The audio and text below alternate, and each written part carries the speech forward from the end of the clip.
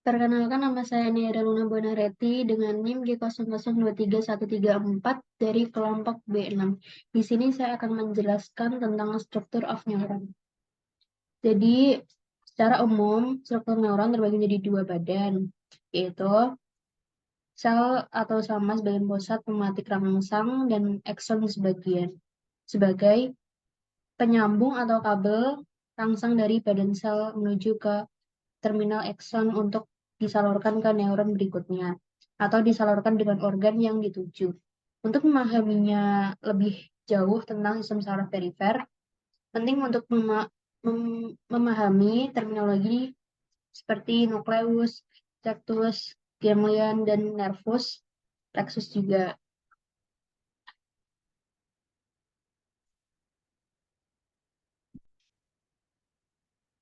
Jadi yang nukleus itu kumpulan badan sel atau soma di sistem saraf pusat. Kalau traktus itu kumpulan berkas-berkas akson pada sistem saraf pusat yang terakhir di nukleus atau ganglion. Kalau ganglion itu kumpulan badan sel atau soma pada sistem saraf perifer. Lalu yang nervus itu kumpulan berkas-berkas akson di sistem sarafnya. Perifer yang bisa berakhir di ganglion atau di organ perifer atau menunjukkan bebas. Terus plexus itu anyaman nervus di perifer.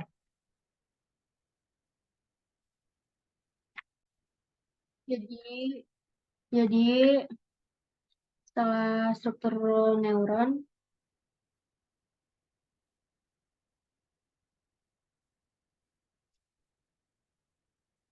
terus nervous system tuh dibagi jadi dua, yaitu central nervous system sama peripheral nervous. Terus yang central nervous system itu ada dua juga, yaitu brain sama medulla spinalis atau spinal cord.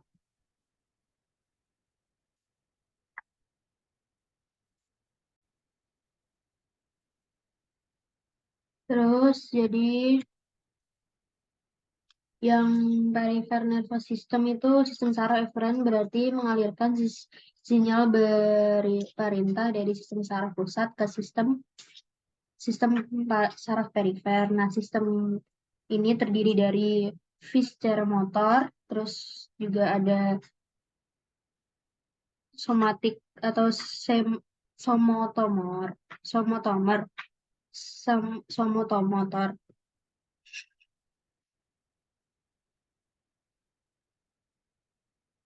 Yang visceral motor itu atau biasa disebut sistem saraf otonom atau involunter bekerja secara tidak sadar untuk mengintervensi organ dalam.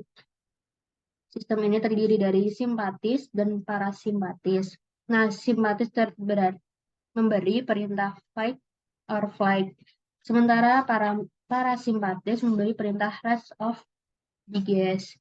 Sistem ini akan yang kedua tadi ada somatik atau somator atau biasa disebut sistem saraf volunter bekerja secara sadar. Dapat dikontrol secara sadar. Contohnya nervi yang menginervasi otot-otot anggota gerak. Lalu ada sistem eferen sensori.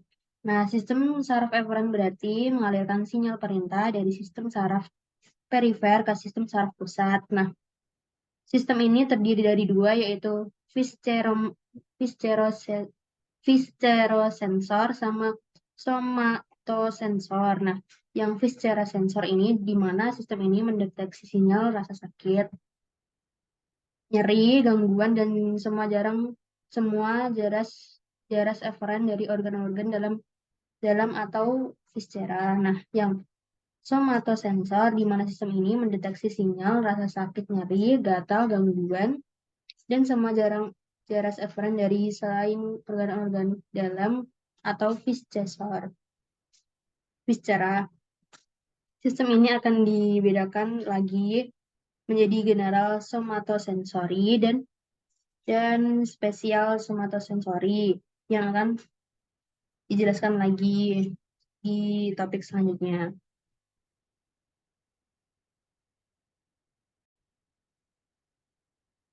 Jadi yang selanjutnya saya akan menjelaskan tentang arteri sistem overview. Nah, Ovari sistem Verville itu arteri diartikan sebagai pembuluh darah yang arah alirannya keluar atau menjauhi jantung. Nah, hampir semua arteri membawa darah kaya akan O2 kecuali arteri atau trunsus pulmonalis dan arteri umbilicalis yang membawa darah kaya O2 juga. Jadi sistem peredaran sistemik dimulai dari aorta. Aorta akan keluar dari vertikal kiri, kemudian naik menjadi aorta ascendens, mendapat menjadi arcus aorta, kemudian turun menjadi aorta descendens. Nah, pembahasan kali ini tidak akan menjelaskan secara lengkap peredaran sistematik. Pembelajaran lengkap akan dilaksanakan di topik selanjutnya. Jadi aorta yang ascendens itu pada aorta ascendens akan muncul dua perubahan arteri kecil. Contohnya tuh ke dexter dan sinistra yang akan menjadi AA koronaria. Banyak AA koronaria yang pada akhirnya tidak beranatomosis dengan arteri yang lain. Arteri yang tidak beranatomosis disebut N-arteri.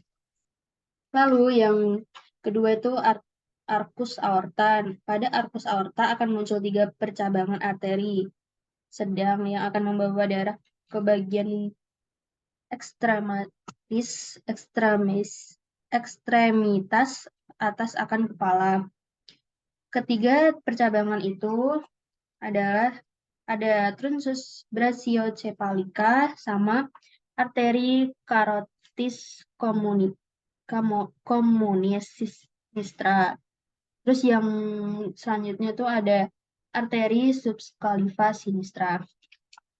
Nah, jadi yang pertama tadi trunsus brachiocephalica itu akan bercabang jadi arteri subclavian dextra dan arteri carotis communis dextra. Arteri subclavian dextra akan bercabang menjadi arteri yang memvaskularisasi ekstremitas atas bagian dextra, sedangkan arteri carotis communis dextra akan bercabang menjadi arteri karotis interna dan eksterna. Arteri karotis ekstra akan memvaskularisasi bagian wajah dan leher, sedangkan arteri karotis interna akan memvaskularasi ke arah otak. Kalau yang kedua itu ada arteri karotis communis sinistra. Nah, dia tuh akan bercabang menjadi arteri karotis interna dan eksterna. Arteri karotis eksterna akan memvaskularisasi bagian wajah dan leher. Terus, sedangkan arteri karotis interna akan memvaskularasi ke arah otak. Terus yang ketiga tuh ada arteri subclavian sinistra. Akan memvaskulariskan sebagian ekstra atas bagian sinistra. Terus tadi kan udah terus yang ketiga tuh ada aorta descendens. Nah, aorta descendens adalah lanjutan menurun dari arcus aorta. Nah, aorta ini akan dibedakan menjadi aorta descendens pars thoracica dan aorta descendens pars abdominalis. Nah, aorta descendens akan terletak lebih superior dari diafragma, disebut sebagai pars thoracica, di mana aorta thoracica akan memvaskularisasi sebagai perikardium, terus esophagus, intercosta, dan sebagainya. Nah, satu hal yang perlu diingat adalah setelah aorta descendens, aorta akan membelah menjadi dua, yaitu sepasang arteri iliaca communis, di mana arteri iliaca communis ini akan mencabang lagi, akan memvaskularisasi bagian hip, organ viscera, dan arteri bawah. Bagian selanjutnya dari aorta dan detailnya bisa dilihat di sini.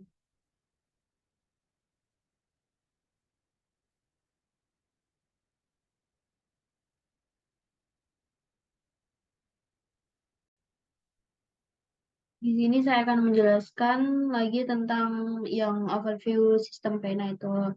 Nah, vena adalah pembuluh darah yang membawa darah mendekat jantung untuk memahami sistem vena, kita harus mengerti dahulu bahwa semua vena pada akhirnya akan bermuara ke atrium kanan, kecuali vena pulmonalis. Nah, vena-vena yang bermuara langsung ke atrium kanan adalah vena cava superior dan vena cava inferior. Dan sinus coronarius dan vena-vena cardiaca minimae. Vena cardiaca minmae dan sinus coronarius mendrainase darah dari jantung kembali ke jantung dan akan dibahas lebih lanjut di bagian selanjutnya. Jadi yang vena cava superior itu vena cava superior adalah muara dari tiga besar yaitu penggabungan dua vena besar antara dua vena brachiocephalica dan juga vena azygos. Nah, yang pertama tuh ada sepasang vena brachiocephalica. Nah, masing-masing vena brachiocephalica ini adalah muara dari vena-vena besar yang berakhir untuk mendrainase daerah skeleton, truki, kepala otak, dan ekstremitas atas seperti yang terlihat pada gambar ini. Nah, selanjutnya itu ada vena azygos. Nah, vena azygos itu adalah vena yang mendrainase dari vena-vena interkostas kiri. Vena azygos ini bisa akan menyilangkan ke kanan, membentuk dua percabangan yang disebut vena hemiazygos dan juga vena hemiazygos. Nah, yang vena cava inferior ini, vena cava inferior akan mendrainase darah dari bagian organ-organ viscera dan ekstremitas inferior di ujung VCL di bagian panggul. Nah, VCI adalah muara dari sepasang vena-vena ilica communis yang mendrainase darah dari ekstremitas inferior. Hal penting yang harus dilihat dari vena cava inferior adalah bahan sebelum masuk ke dalam antrium kiri, vena cava inferior akan menerima semua darah dari organ viscera yang harus masuk ke dalam sistem vena porta hepatis. Nah, lalu dialirkan ke VCL. Untuk yang selanjutnya yang overview sistem saraf.